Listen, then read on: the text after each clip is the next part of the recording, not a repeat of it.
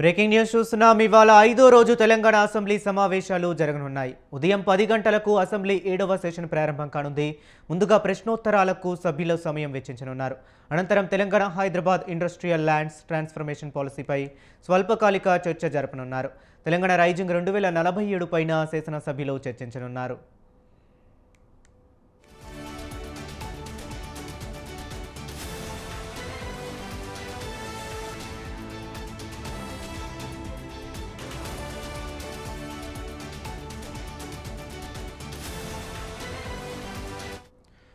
ఇవాళ 5వ రోజు తెలంగాణ అసెంబ్లీ సమావేశాలు జరగనున్నాయి. ఉదయం 10 గంటలకు అసెంబ్లీ 7వ సెషన్ ప్రారంభం కానుంది. ముందుగా ప్రశ్నోత్తరాలకు సభ్యులు సమయం వెచ్చించనున్నారు. అనంతరం Telangana Hyderabad industrial lands transformation పాలసీపై స్వల్పకాలిక చర్చ జరపనున్నారు. తెలంగాణ రైజింగ్ 2047 పైన శాసనసభ్యులు చర్చించనున్నారు. ఇదే అంశం గురించి మరింత సమాచారాన్ని మా కరెస్పాండెంట్ సవీన్ ఫోన్ లైన్లో అందిస్తారు. సవీన్, చెప్పండి.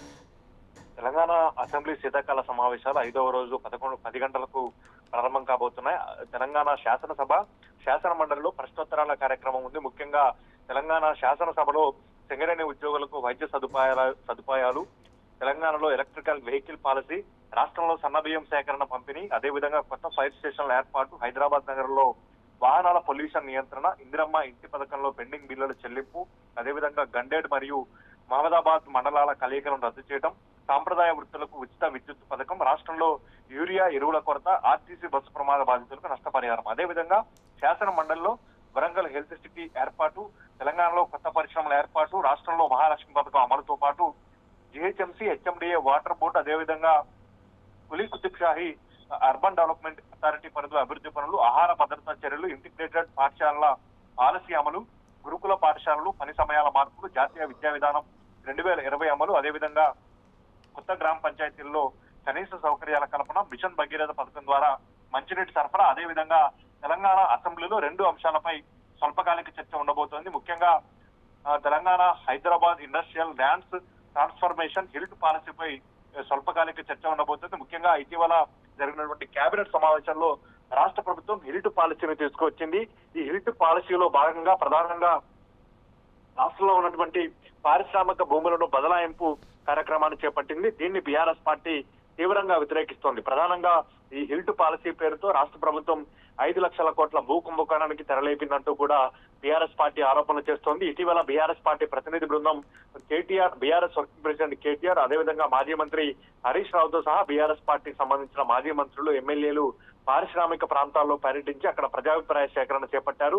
ముఖ్యంగా పారిశ్రామిక భూములను 30% ఫీజుకే బదలాయింపులు చేసి రాష్ట్ర ప్రభుత్వం రియల్ ఎస్టేట్ వ్యాపారం చేయాలని చూస్తోందంటూ బీఆర్ఎస్ పార్టీ ఆరోపణలు చేస్తోంది. అదేవిధంగా హిల్ట్ పాలసీపై ఈ రోజు చర్చలో భాగంగా సీఎం రేవంత్ రెడ్డి క్లారిటీ ఇవ్వబోతున్నారు. అదేవిధంగా తెలంగాణ రైజింగ్ 2047 పై కూడా స్వల్పకాలిక చర్చ ఉండబోతోంది. ఇప్పటికే తెలంగాణలో కాంగ్రెస్ పార్టీ అధికారం చేపట్టి 2 ఏళ్లు పూర్తయింది. ఈ 2 ఏళ్లలో ప్రతి సంవత్సరం తెలంగాణ ప్రజాపాలన విజయోత్సవాల పేరుతో రాష్ట్ర ప్రభుత్వం సంబరాలు నిర్వహించింది. అందులో భాగంగానే 2047 విజన్ లక్ష్యంతో ముందుకు వెళ్లాలంటూ ఇప్పటికే సీఎం రేవంత్ రెడ్డి సూచించారు. ఇటీవల గ్లోబల్ సమ్మిట్ ను రెండు రోజుల పాటు రాష్ట్ర ప్రభుత్వం ఫ్యూచర్ సిటీలో నిర్వహించింది. ఇందులో భాగంగా 5.5 లక్షల కోట్ల పెట్టుబడులు రాష్ట్ర ప్రభుత్వానికి వచ్చాయంటూ కూడా రాష్ట్ర ప్రభుత్వం స్పష్టం చేసిన నేపథ్యంలో ఈ 2 అంశాలపై స్వల్పకాలిక చర్చ ఉండబోతుంది. ఇక ప్రధానంగా తెలంగాణ అసెంబ్లీ శీతాకాల సమావేశాలు ఈసారి ప్రధాన ప్రతిపక్షం బీఆర్ఎస్ పార్టీ లేకుండానే జరుగుతున్నాయి. ముఖ్యంగా కృష్ణానది పాలమూరు రంగారెడ్డి ఎత్తిపోతల పథకం ప్రాజెక్టు అంశంలో తమకు పవర్ పాయింట్ ప్రజెంటేషన్ ఇవ్వాలంటూ బీఆర్ఎస్ పార్టీ పట్టుబట్టింది. కానీ